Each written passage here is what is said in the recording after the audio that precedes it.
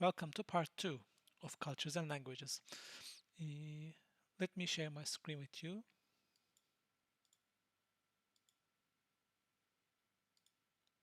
Again with sound. Yes, okay. So, when we are talking about language, we can talk about multiple channels that a language uses because uh, it doesn't have to be always that we use just a single channel for transmission. We can use multiple channels to convey different parts of the message, uh, or let's say different parts of the same message. We actually use this a lot in our communication, human communication. This is, sorry, where am I? Okay. We use this, for example, as verbal language. And verbal language is not only spoken language because written language is also verbal language. It uses words in the sense. So when we say verbal language, we mean the language of words. So, and we can divide this into text, which means direct meaning. When I say I'm not angry, it means I'm not angry. But then again, there might be subtext. This is what we call reading between the lines. So, in a given context, even without what we will talk about emotions and emphasis, the sentence I'm not angry can be understood as I am actually angry. Again, it doesn't need to have a tone or a voice to be understood as that. All it requires is the context. So the subtext is the indirect meaning in our verbal language. And then we as humans have vocal tone because, as I said, voice is our main means of communication, and thus the emotion that we convey with our message within our message and the emphasis we put on words in our message, if our language supports it, can affect the content of the message. So again, the words I am not angry, when said with a certain tone, may mean actually I am angry again. And it doesn't always have to be a positive or negative. You can say I'm fine with lots of different tonalities and thus lots of different emotions. It might be frustration, it might be anger, it might be joy, or it might mean something completely different, as we saw in the previous example from Star Trek. Emphasis is again where we put the emphasis on the words. We talked about this last week a little, but some languages, for example, use emphasis very expertly. Some depend on it, like Chinese. If you miss the tone, if you put the emphasis of the tone on the wrong syllable, you might say something entirely different. Or, for example, in a language like English or Turkish, the word that you stress out may give a different meaning, or in the case of Turkish, the syllable that you stress can give a different meaning. Is again the same example that I gave in the previous weeks. When you in Turkish, when you want to say the name of a location, you put the emphasis in the first syllable. But other than that, it is in the last or second to last syllable. So when you say Kurtuluş, you mean the location that you went to Kurtuluş. But if you want to say Kurtuluş, you don't put the emphasis on the first syllable, and it means you mean the concept of Kurtuluş. And then, of course, we have body language. Body language is what our body is doing in general.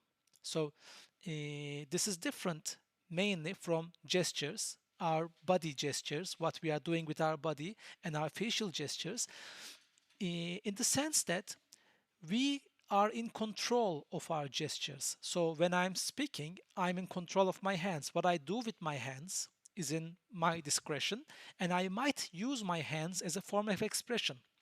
Some people are very expressive with their hands and their facial mimics and gestures. Now, in Turkish, we call facial expressions mimik and bodily expressions jest. in English, that distinction isn't very clear. So they are both called gestures, facial gestures or bodily gestures. We can call them expressions as well. But the difference here is body language is the message we put out without being aware of it. It is the subtext of a body. The gestures are the text of the body. It is the direct message that we are trying to give, pass across. Now, let me just check my slides. When we talk about body language, for example, again, this might differ very wildly depending on the species that we are creating, but we are talking about human condition and human languages because, to face it, most of the creatures we will create for a game will quite probably be humanoid, again, to prevent alienating the audience from the protagonist or other things. We can see, for example, protagonists like birds as in A Short Hike or other stuff, but mostly 90% of the time we are going to use a humanoid creature or maybe even a human, because I mean elves and orcs count as human as well in that context. So it is safe to talk about body language like this, and the position of the body, the position of arms, where our arms are, the position of legs and feet, hands, eyes, the micro movements that we make with our body, and the body language in the interaction with somebody else, these can all create subtexts for our message. Again, I warned you last week, I will warn you again, and I will probably warn you next week as well. The literature in quotes out there that you find about body language in the business section of bookstores is total and absolute nonsense. It is a packeted version that is packeted in order to be sold. So again, I'm saying someone scratching their nose doesn't mean they are lying. So someone turning away, or someone, for example, putting their feet 15 degrees in your direction doesn't mean they're interested in you.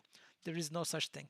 But what we mean here is the general state of the body can give an indication of subtext. So if someone is leaning forward while speaking to you, it might mean they are interested in the conversation, it might mean they are interested in you, or it might mean they are in an alert situation in general.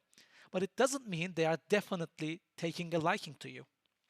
That is the thing that I'm trying to warn you about. So, but we can use this in our own game, maybe as a system, maybe even as a mechanic or as lore. And this actually has one good application. I want to show it to you now. It is in LA Noire. It's an 11-year-old game, I guess, but it uses a technology that uses facial gestures. And this is a detective story. You play a detective that tries to solve cases, and you actually try to decipher what the suspects or the witnesses are trying to say from their facial expressions. You try to guess the subtext, and it is a very good attempt at that. And we will just watch a short clip about how it is, how you can see it playing out. Oswald Jacobs? That's right. What exactly happened here, Mr. Jacobs? Last night, I was looking out of my window. I like to keep an eye on what's going on. I can understand that. You see this empty lot? Damn kids play stickball here. Always breaking my windows, always asking for their ball back. Can we get back to the car, Mr. Jacobs? Don't be impatient, Sonny. Anyways, last night I see this brand spanking new Packard up on bricks.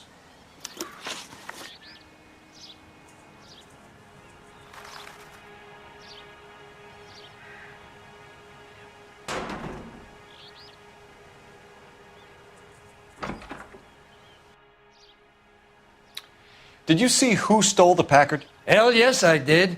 I saw 3 goddamn Mexicans going to work on it.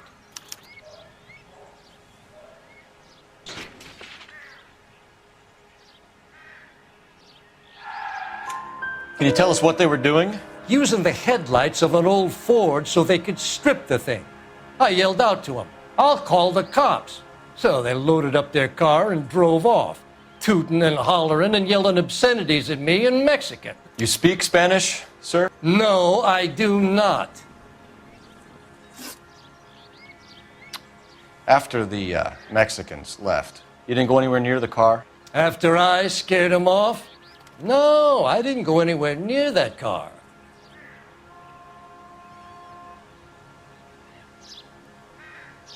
So, for example, you are supposed to deduce whether he actually did what he said from his facial expressions.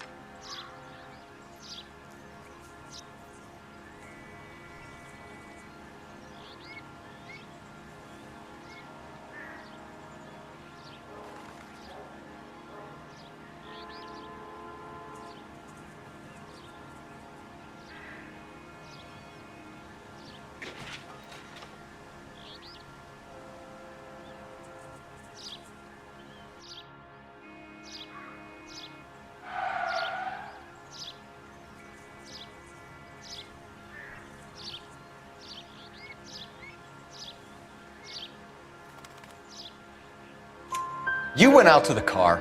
Once they were gone, you had to take a look for yourself. I was curious. Ain't no law against that. So what if I took a look around that car? You can't be accusing me of nothing.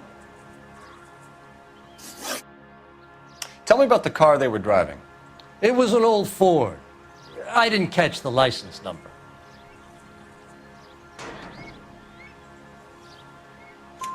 You look like the kind of guy who notices details. You're right there. The car was old, but it looked brand new. Candy apple red paint job stands out a mile.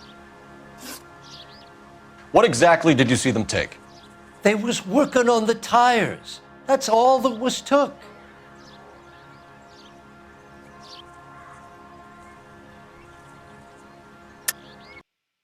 So, of course, here you see, for example, Not. at this point, right at this point, we had a brief uh, waiting sequence of almost 30 seconds. And this obviously would not happen like this in real life because the guy has to make the same face for 30 seconds because it's a game mechanic. You have to read the face, you have to understand, you have to guess whether he is lying or not, and then you have to act. So the character has to make the face continuously for 30 seconds. That wouldn't go down in real life, but this is an idea about how you can implement this kind of subtext in a game. Now, this is again a game that is 12 years old, so obviously you can see it in the graphics. And back then, this was brand new. The graphics were high-end graphics of that time. And after that, of course, we saw lots of facial expressions in lots of games, but they weren't intended as a game mechanic. They were intended as a part of the story or part of narration. So you could get the emotion from the character, but you weren't supposed to do anything with it. Even in the so-called role-playing games like Fallout 4, you don't deal with the emotions themselves. So the subtext doesn't actually exist. In Fallout 4, for example, you have only 4 choices every time, and one of them is sarcastic, but you don't know whether it is sarcastic in an approving way or sarcastic in a disapproving way. It just writes sarcastic there, and you have to roll with whatever goes there. And then some people did a mod on the game in on Fallout 4, and on that one, it actually Fallout 4 it was like this. You had 4 choices. And why 4 choices? Because the D-pad has 4 directions, so it is directly affected by the medium. It has been tailored for console players. When you compare it to Fallout 1, where you have almost 10 lines of dialogue in certain situations, in Fallout 4 you always have 4 because it is for the convenience of the audience. So one of them is always sarcastic, and they did a mode which actually displayed the answer as a text, what you will say when you choose every option. And in quite a lot of dialogue choices, most of the options gave the same response. So it was an illusion of dialogue. You say you accept, it says the same thing. You decline, it says the same thing. You just don't take the quest. You say sarcastic, it says the same thing. And it was quite disappointing actually where the series came from this entire dialogue tree to this. But then again, as I say, this body language and subtext or facial gestures is not used generally as a game mechanic, except in cases like LA Noir. So, uh, after body language, we can talk about how language affects cognitive concepts, the thought concepts, because with language we put concepts across. And how do we deal with space or time or movement in a language? It largely defines what kind of a language it is, because there are so many different variations in the world about this, even in our world. And when you think about any alien world that we might create, there are lots of options. So we can take a look at how these things happen. For example, when we think about space, if a language is egocentric, it means it gives direction. It takes the space centric to the individual themselves. So, for example, we have concepts like left or right. This is relatively to our body. So when we say left, it is to our left, and we take time to memorize which left is our left hand when we are children. Uh, but allocentric means relative to other objects, to external objects. So you can also say next to, for example, the post office. Or a better example is the cardinal directions, north, south, east, and west. When we define something with cardinal directions, we are using a point of reference, a frame of reference other than ourselves. And generally, languages have both of these, but there are some languages in the world that use only allocentric space definition. So I think it was in South America, there is a tribe, and they only use absolute directions when defining something. And that absolute direction is centered on the mountain that they live next to, because the mountain is such a big thing, maybe even a spiritual figure in their life, that everything is defined in relative to that mountain. And we can see how this falls apart whenever they go far away from the mountain so that they cannot see it anymore. It is a very strictly local uh, navigation scheme, because whenever they go to somewhere they cannot see the mountain, they are suddenly unable to describe directions anymore.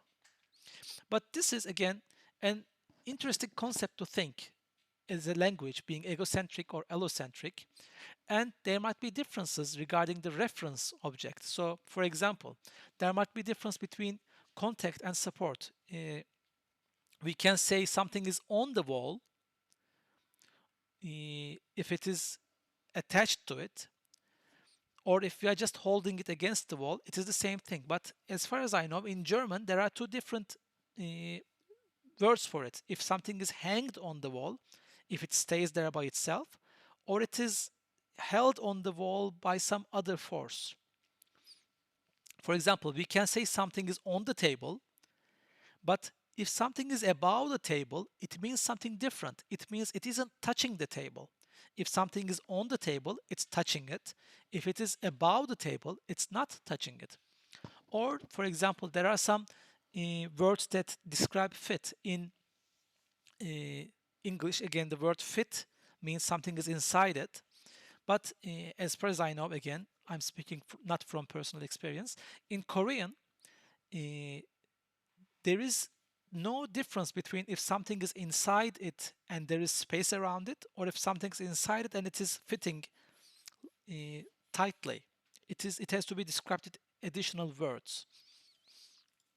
So, when we describe another concept, movement, we have to think about how we describe the source, the path, and the destination, because different languages can take different ideas about this. And this is actually very close to time.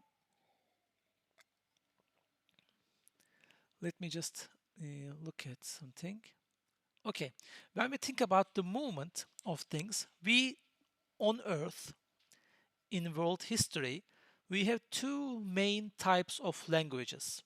There are satellite framed languages and there are verb framed languages. So, satellite means in a language any word that is not the verb itself. So, you can think of these words as the words that are going around the verb, because verb is the heart of the sentence. You cannot have a sentence without the verb. It is the action. And as you know, we are creatures that are tuned to movement. We sense things, we understand and we think things as long as things are in motion. So the concept of time for us is also dependent on motion and movement. So verb is thus in the heart of the sentence, and satellite is anything else that is not the verb. Now, Germanic languages, Slavic or Celtic languages, Germanic being English or German and other of the same family, these are satellite framed. But verb framed languages are Romance languages, and by Romance languages we mean French, Italian, Spanish, Latin. These languages are called Romance not because they're romantic, because they are based on the Roman history. Turkish and Japanese are also verb framed. So, what are the main differences between these two? So, why are they named as satellite framed and verb framed? Very loosely speaking, they have some basic ideas about them. So, in satellite framed languages, the manner is in the verb, the way something is done is in the verb, but the path itself is in the other satellite elements.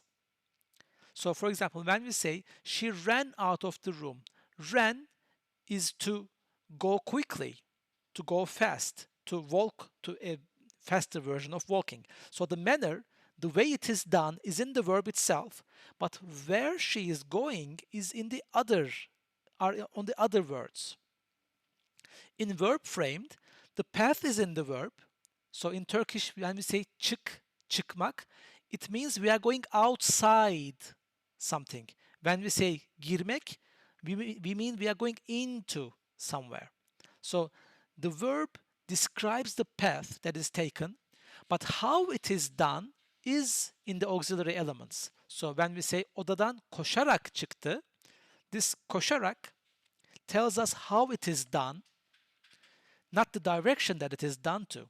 So this is zarf in Turkish, adverb in English. But so when you look at these two sentences, the verb contains the action, how the action is done, but the direction is left out in the verb. In this one, the verb describes where it is going, the direction, the path, but the manner it is being done is in the satellite. Now, we are going to go into some detail of this in the conlang section, not this week, in the lesson that I will record for you separately.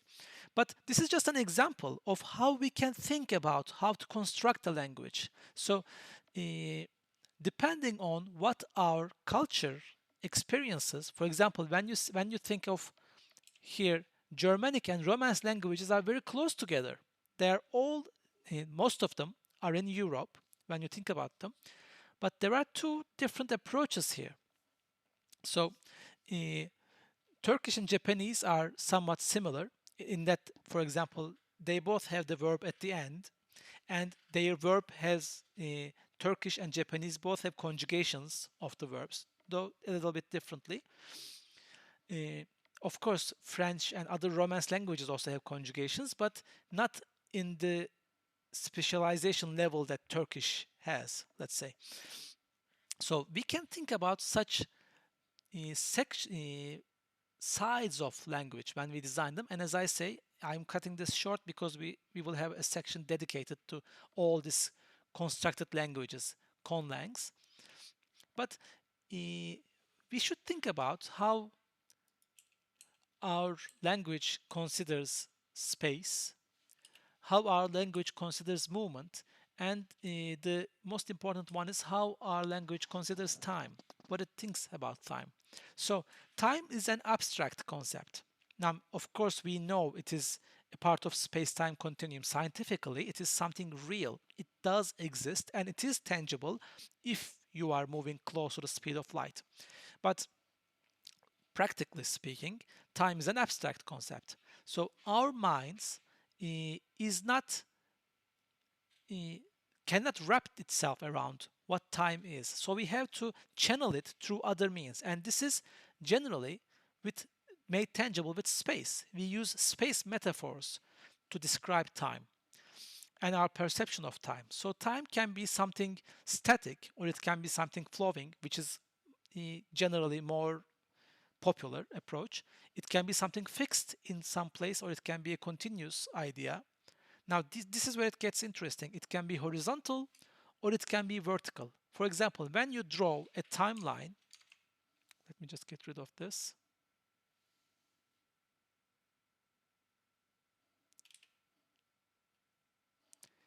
When we think of a timeline, we always draw it like this, right? We set a reference point, and then we call this part BC, before Christ, and we call this part after date. I don't know why I don't call this before date and after date, or after Christ or before Christ. It's just convention. But we say that we are in the year 2022, and it is always to the right. We don't see any chart making something like this. This is always the negative, and in numbers as well. In numbers, this is the positive side, this is the negative side. This is a horizontal convention, for example. We don't have a vertical convention of time. We don't draw anything like this. But in Chinese, they use both right side as the forward flow of time and down as the forward flow of time. So, for example, we can say after 3 days. After means to the forward of something. And in Chinese, you can say down 3 days. It means 3 days later. They both use the word after, the equivalent of after, to describe time, but they also use down. So for Chinese, time also flows down. Now we can reason that when I take a rock and I drop it, it goes down. So its future is downward. So future is downward. We can think of it like this. We can think of this reasoning. Or we can simply say Chinese is also written downward, which dictates to them which way forward is, and thus time should be going downward.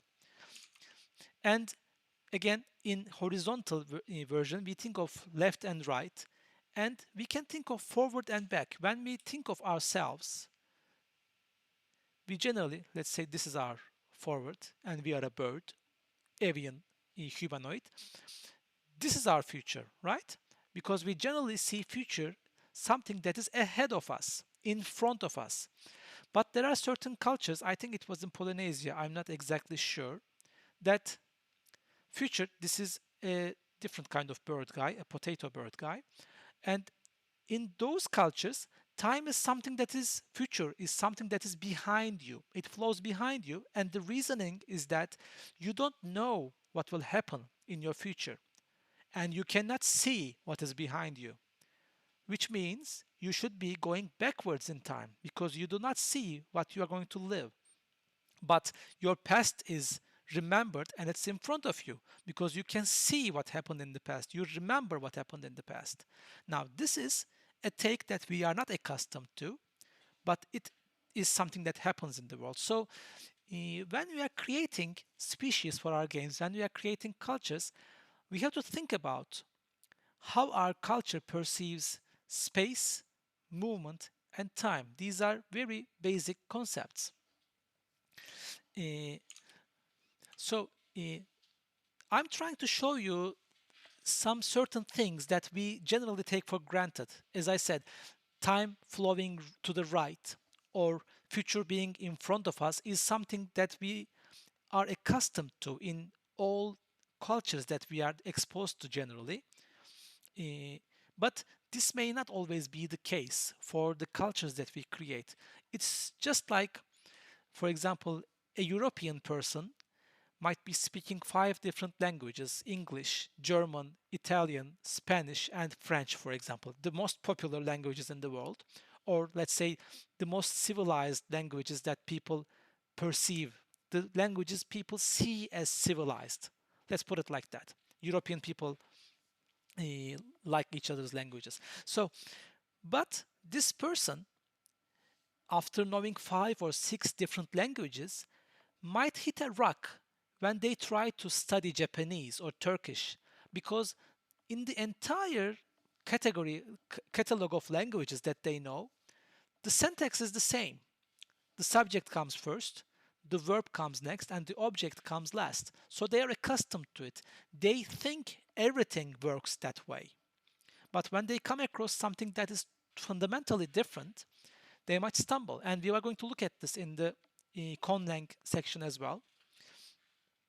So what I'm trying to show you is we shouldn't always stick to what we take for granted due to our own culture or due to our own environment, our own lives. There are lots of other uh, varieties in the world, and most of them create very interesting cultural experiences or chances for our games. So another thing is the amount of time in a language. For example, in English, we say a long time. It's a distance. In Spanish, we say mucho tiempo. It's an amount. It's like you are scooping an amount of time in your hands, and you say this is much time. In Greek, they use both of them for meetings. They can say a large meeting, or they can say much meeting. So again, or an amount or a volume. Large is something we measure an area or a volume with. So these concepts can also change with languages. And there's an interesting theory that I just want to skim on again. Uh, this is the formation of thought and language. There are different theories in this, and it says this: the universalist approach says that I have a cognitive ability, I can think, and I can think the same thing no matter what language I speak, because the thought process in my mind is something that I have thanks to my brain. And even if I don't know any languages, I cannot speak any language, I cannot think of any language, my intellect is absolute and I can use it. Now, there is another theory that came into light in the recent decades, Worf's theory, the linguistic relativity principle, and it questions, what if we can think because of the language we speak? Are we thinking and then forming the words, or are we creating the thought by the words we use? Because this implies that a person who speaks in Turkish has a different thought pattern than a person who speaks English. And you can think, you can uh, rationalize that if verb is in the beginning, for example, the verb is the important part and the objects come after. But in a language that the verb is at the end, the objects have to be declared first, and then we should say what is being done to them. This is just an approach, just a theory. And there's another one, Slobin. This is interesting experiments. Structure of language can be important when thinking about what to speak. And they made an experiment about this. They told subjects, well, you're going to watch stories, and we are going to ask you about them later. So memorize them, and we're going to ask you what's happening in them. And they watched their pupils as they watched the stories, and sure enough, based on whether they are satellite framed language speakers or verb framed language speakers, the movement of the eyes changed.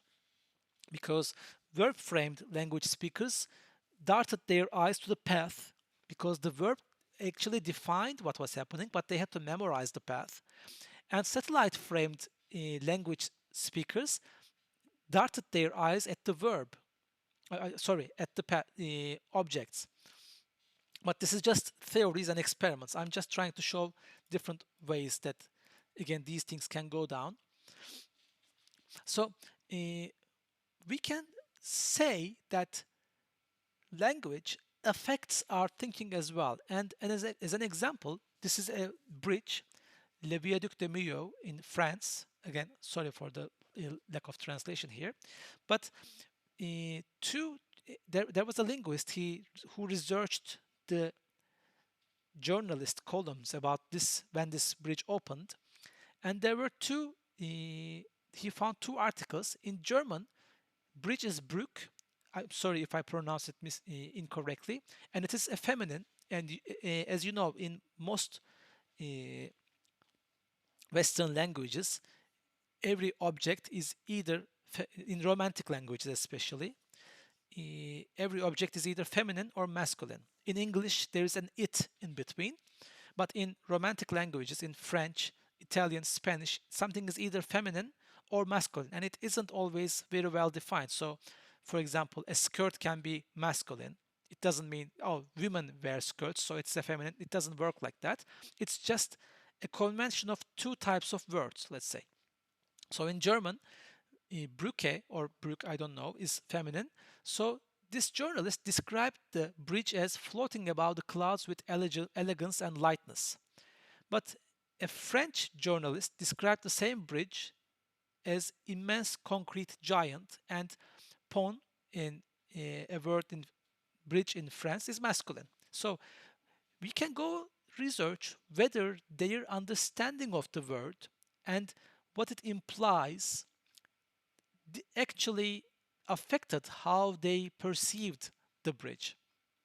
Now, so this again goes into the message and the meaning part that we spoke of earlier. And this is again something I put out so that you can think about it. As I said, I will go into languages in more detail, but let's look at some examples and how games use language, because as I said, there is not much literature on games about this thing. Games don't make language their primary concern most of the time, but we have some exceptions. One example is, of course, Skyrim. So in Skyrim, there is a dragon language. There are, of course, other languages. Skyrim in general, or Elder Scrolls has a very rich lore thanks to the 5 games. But in Skyrim, in other games, we did encounter languages and words. For example, when a character was attacking, based on its race, it could say words in its own language, but it was just at that. In Skyrim, we saw dragon's language for the first time, and this is, for example, a dragon speaking. And since the dragon is speaking to some human, it is using human language as well.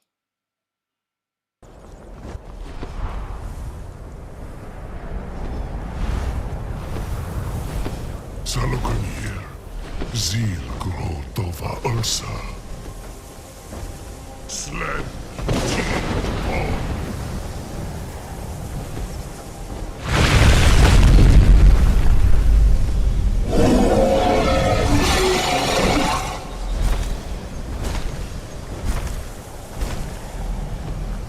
Alduin Turi, Boanti Bokri Hasuliksenjun Kuzik.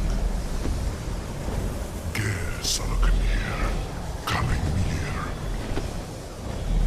Full side Doki. Zuku, Koran Nil no dove to hide. You do not even know our tongue, do you? Such arrogance. To dare take for yourself the name of Dova. Salukanir, Kridar Zur.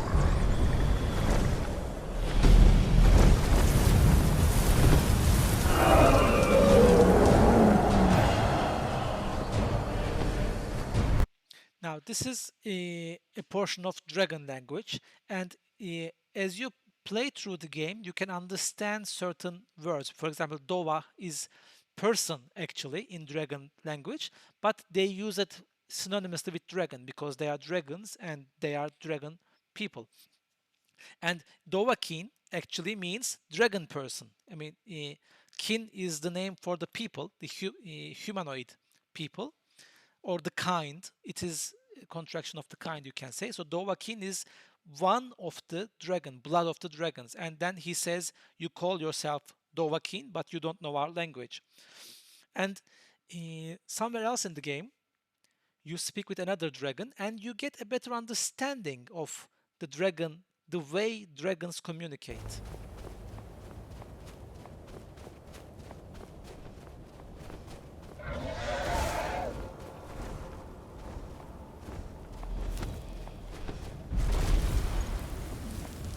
Drem Yolok, greetings, Wundernik. I am Parthenax. Who are you? What brings you to my Strunmach, my mountain?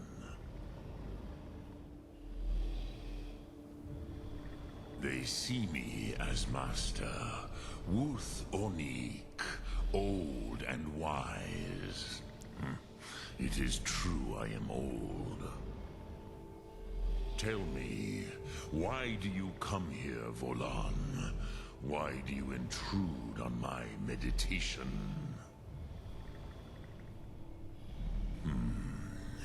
Drem, patience.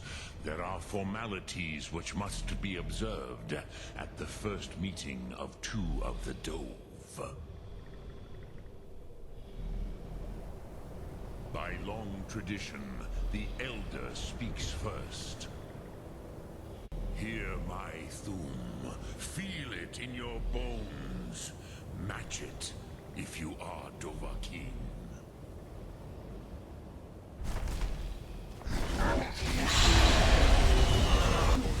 The word calls you. Go to it. So as you probably know, we have dragon shouts in Skyrim, and it's a special power that we can use. And these are actually words in dragon speak. So these dragon words are so powerful that they create magical effects. But for dragons, this is the normal way that they speak. And here what Patronax says is that you have to greet each other as dragons. So you have to attack him with the new shout that you learned, because for him it is not an attack, it's a way of speaking. And since they are very strong creatures, that attack, that fire, doesn't harm him normally. As the Dove do.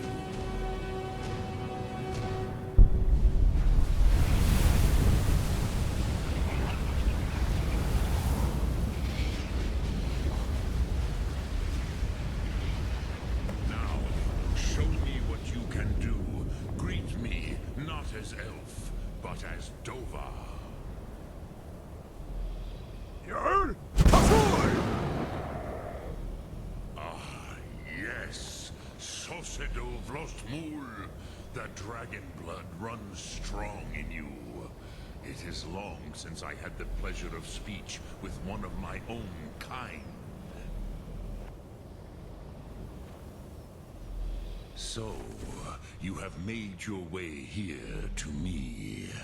No easy task for a Jor mortal.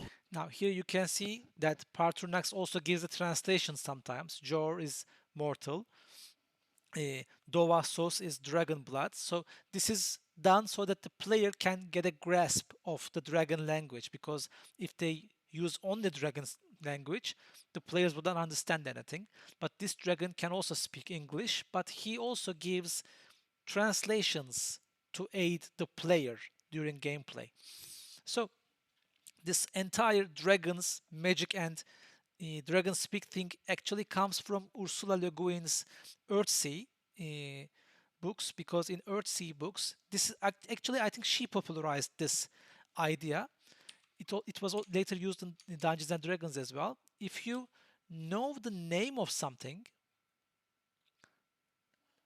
and I cannot write on this tablet, if you know the name of something, you possess some sort of strength over it because now it is defined. For you, it is no longer a mystery.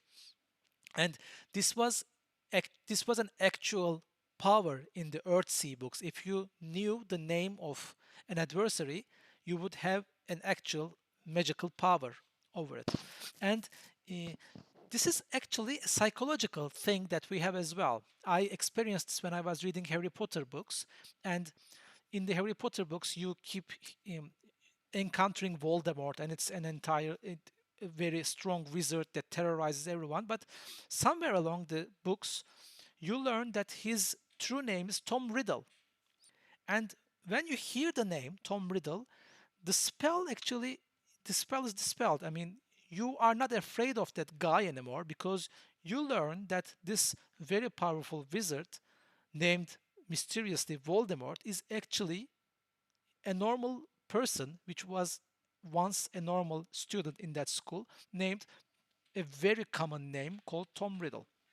So this is actually in our psychology as well, and this has been used in Skyrim in this way. And as I said, Earthsea is a wonderful trilogy, and then a fourth book. You can read them totally. And another example we have is from No Man's Sky. No Man's Sky has a loose translation thing because you learn the words, and when you learn the words, you also decipher the language. You don't, as far as I know, they might have advanced it, but when I was playing it, there was no grammar or syntax to be learned. You just learned the words, and the words just got into the slots nicely, snugly, and you translated the whole thing. And another one is here. I forgot to mention it in the previous session. This is again a language from Zelda games, and I think it's been developed in a little bit more in every game. But it is interesting that it takes its roots from Japanese, not English. And Japanese is a syllabic language, so every syllable in Japanese is a character in itself. So you have a table like this. Let me just open it up for you. Actually, hiragana. It's much better to show you than try to draw it. Here it is. No, is there a good one? Actually, this. You see, a, and every syllable with a has a different character. A, ka, sa, ta, na, and then comes, this is the katakana version. I, ki, shi, chi, and this is, and when you think about Japanese, if you have watched anime or Japanese, anything Japanese, you would remember the words, some words, and you can construct all of them from here. So katana is actually ka-ta-na. It's a Japanese word, but sometimes they can take on non-Japanese words. They actually do most of the time, and they use katakana for it. Hiragana is for words of Japanese origin, these rounded ones, and katakana is for non-Japanese words. So you can say ka, where is e? Kamera, for example. You can say camera in Japanese, but you have to write it like this. So here, where is it? In the Hylian language in Zelda actually takes its roots from Japanese, and it's kind of like a cipher of Japanese. So any English speaking or non-Japanese person have to adapt to it when they are trying to translate. If you want to see these as single letters in our languages, you would fail. You have to see them as syllables. In that sense, they are more like runes, runic languages. And a very interesting example is Heaven's Vault. I'll just show you the example here. In here, you play an archaeologist, and we will come back to this game in history as well. You play an archaeologist, and the main objective of the game is to decipher a language of symbols.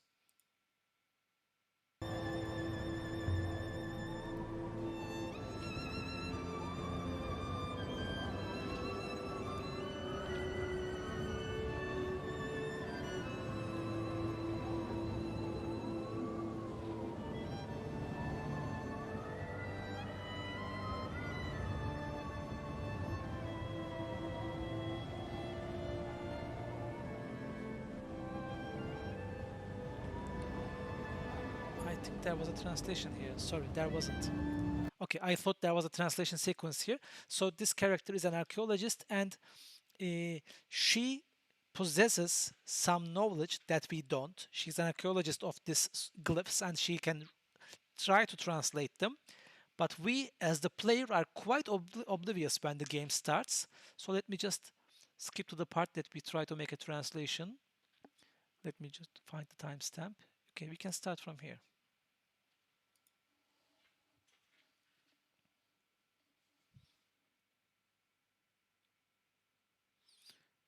Anytime you're ready, YouTube.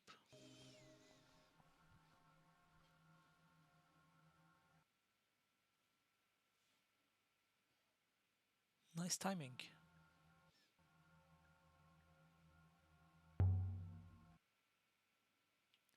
Let me just attempt to better our lives here.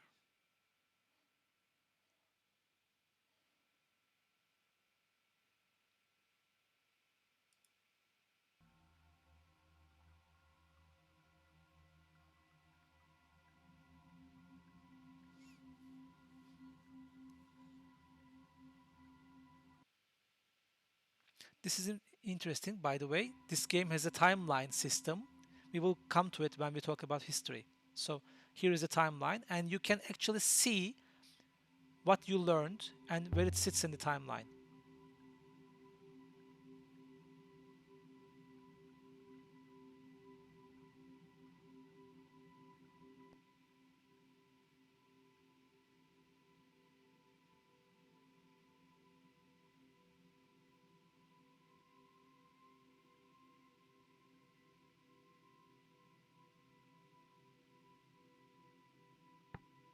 So you, for example, you try to guess which one this is.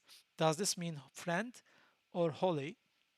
Of course, as I said, the character has an understanding of these glyphs, but we as the player don't. So for the in the first parts of the game, we are taking guesses, but as we move along in the game, we have time, as our understanding of the game world, of the history of the world increases, we have chance to revisit our old translations and modify them to better suit the narrative. So here, the player makes a choice between friend and holy, which one this might mean. So the character's knowledge puts this down to two choices for us as the player. The character knows it should be one of these two. So we are presented with a double choice.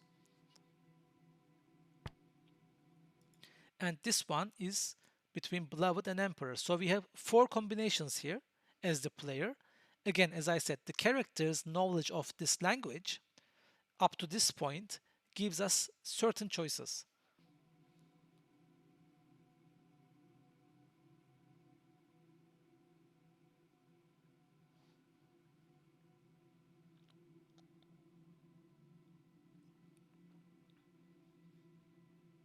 It really is like this. You have a very tough time making a decision on this scene the first time you encounter this.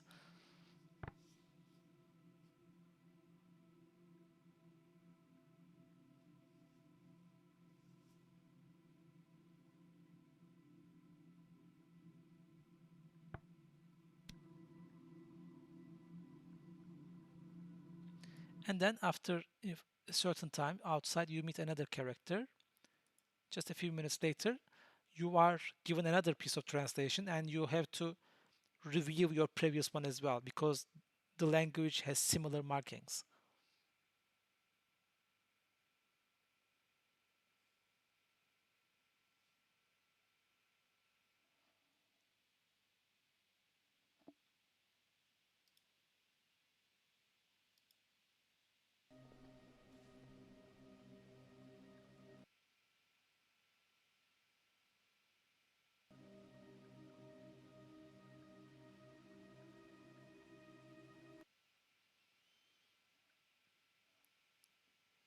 I'm sorry about this. YouTube could have done a better job with this, but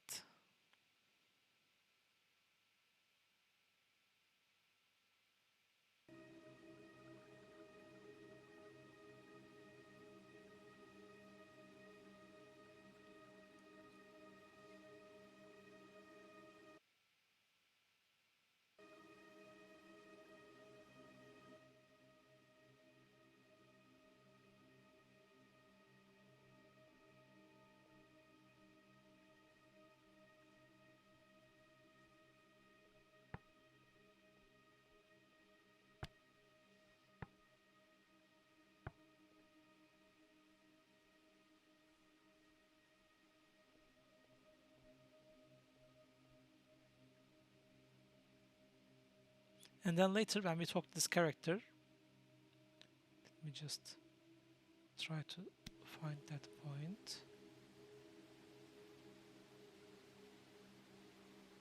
Here it is.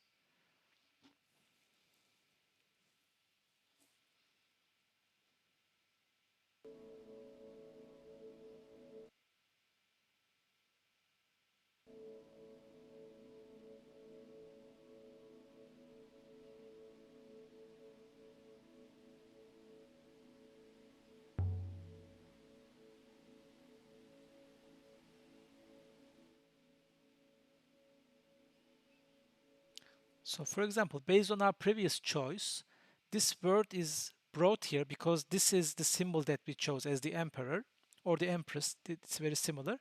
And you are asked to decipher the rest of it. And these are, for example, totally new symbols given to the player.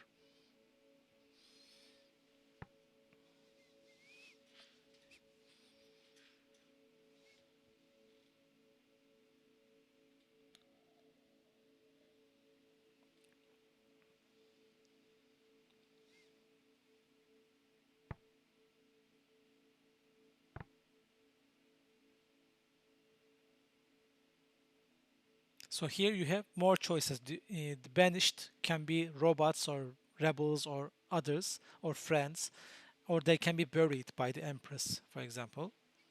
And we make a choice and we go on. So this is another way that we use. This is a game entirely based on language, actually. But I tried to give you an idea of how language and culture affect each other. So that's it for this week.